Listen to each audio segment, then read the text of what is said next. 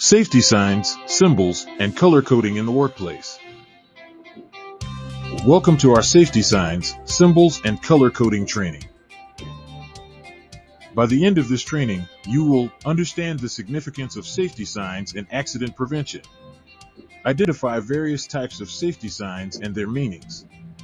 Recognize important safety symbols and their implications. Learn about the color coding system for safety signs. Here are the key safety sign categories and their meanings. Prohibition signs include no smoking and no entry. Types include prohibition, warning, mandatory, and emergency signs. Remember, each sign serves a unique purpose to keep you safe. Warning signs alert you to potential dangers. Warning signs include high voltage and slippery floor. Take caution. Always heed their warnings to avoid hazards. Mandatory signs specify safety requirements. Mandatory signs include wear helmet and wear safety shoes. Be compliant. These require your active adherence for safety. Emergency signs guide you during crises. Safe condition signs include emergency exit and first aid. In emergencies, know where to find essential help. Now let's review your understanding with practical examples. A worker sees a slippery floor sign. What should be their action?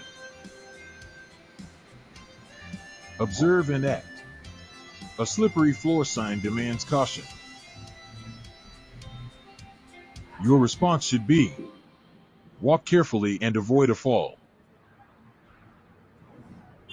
An employee notices the fire extinguisher sign while working. What do they do? Recognize and utilize. The fire extinguisher sign indicates safety tools. If necessary, use the extinguisher as instructed if needed. Following the emergency exit sign is crucial. What should you do during a drill? Follow directions. Emergency signs lead to safety. In drills, evaluate promptly when instructed.